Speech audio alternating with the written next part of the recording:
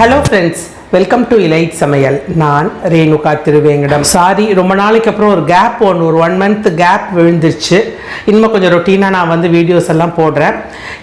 நான் இன்னைக்கு ஒரு சம்மர் ஸ்பெஷல் கம்பு தோசை ரெசிபி உங்களுக்கு செய்து காண்பிக்க போகிறேன்.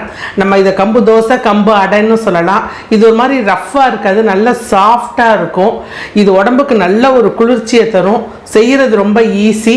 நீங்கள் செய்து பாருங்கள். செய்து பார்த்துட்டு எப்படி வந்திருக்குன்னு கண்டிப்பாக எனக்கு கமெண்ட் பாக்ஸில் சொல்லுங்கள் ஃப்ரெண்ட்ஸ். நம்ம இன்னைக்கு கம்பு மாவில் அடை எப்படி பண்ணுறதுன்னு நம்ம பார்க்க போகிறோம். இது ரொம்ப ஈஸி தான். இது ஆக்சுவலாக பார்த்தீங்கன்னா இதில் வெஜிடபிள்ஸ் எல்லாம் போடுறதுனால தோசை அதாவது இது தோசைன்னு சொல்லலாம், அடைன்னு சொல்லலாம். தோசை நல்லா சாஃப்டாக இருக்கும். நான் இன்னைக்கு 1 கப் கம்பு மாவு எடுத்து வச்சுருக்கேன். 1/2 கப் கோதுமை மாவு எடுத்து வச்சுருக்கேன். வெங்காயம், பச்சை மிளகாய், இது நம்மளுடைய காரத்துக்கு தகுந்த மாதிரி போட்டுக்கலாம். நம்ம முருங்கைக்கீரை போடுங்க, ரொம்ப நல்லாயிருக்கும். அப்படி முருங்கைக்கீரை இல்லைன்னா அரைக்கீரை போட்டால் கூட நல்லாயிருக்கும். நான் முருங்கைக்கீரை ஒரு கைப்பிடி எடுத்து வச்சுருக்கேன். கேரட் வச்சுருக்கேன். முட்டைக்கோஸ் போட்டுக்கலாம். நம்ம இப்போ குடமிளகா போடலாம். எல்லாமே நல்லா போட்டுக்கலாம். அது நம்மளுடைய ஆப்ஷன் தான். தாளிக்கிறதுக்கு கடுகும் ஜீரகமும் வச்சுருக்கேன். முதல்ல நம்ம இந்த 2 மாவையும் நம்ம கலந்து வச்சுருவோம். அது ஒரு 10 நிமிஷம் புளிக்கிறதுக்குள்ளே நம்ம இது எல்லாத்தையும் வதக்கி அதில் போட்டுடலாம். 1 கப் கம்பு மாவு போட்டுடுங்க. 1/2 கப் கோதுமை மாவு போட்டுடுங்க. இதுக்கு தேவையான அளவு உப்பு போட்டுடுங்க. இதை ஒரு விஸ்க் வச்சு கொஞ்சம் கொஞ்சமாக தண்ணி சேர்த்து கட்டி இல்லாமல் கரைச்சிக்கோங்க.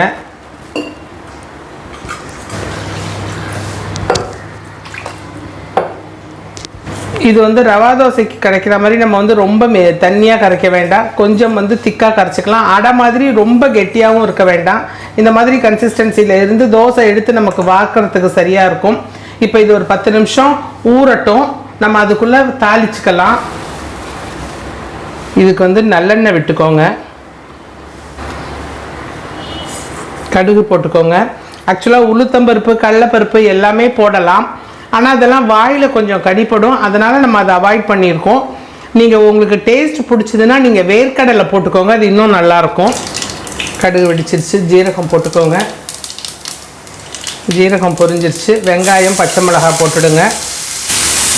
வெங்காயம் வதங்கிறதுக்கு கொஞ்சம் உப்பு, கேரட் சேர்த்துருங்க. முருங்கைக்கீரையும் சேர்த்துருங்க. இப்போ இதை நல்லா கொஞ்சம் சுருளை வதக்கிக்கலாம்.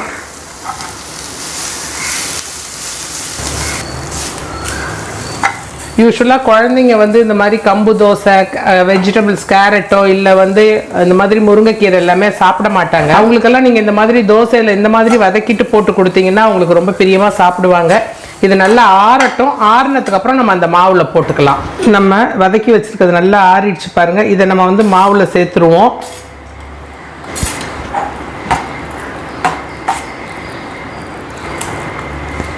கன்சிஸ்டன்சி ரொம்ப கெட்டியாக இருக்கிற மாதிரி இருந்தால் கொஞ்சமாக தண்ணி விட்டுக்கலாம்.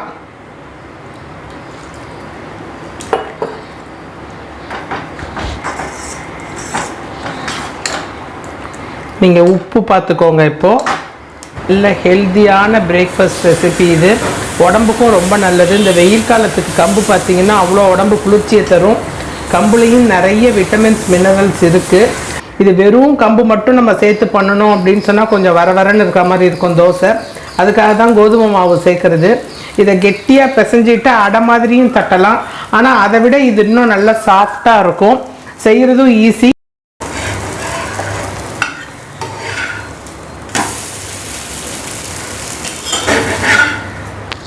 நல்ல சாஃப்டான கம்பு அடை ரெடி ஆயிடுச்சு. இதை நீங்களும் செய்து பாருங்கள். செய்து பார்த்துட்டு எப்படி வந்திருக்குன்னு கண்டிப்பாக எனக்கு கமெண்ட் பாக்ஸில் சொல்லுங்கள் ஃப்ரெண்ட்ஸ்.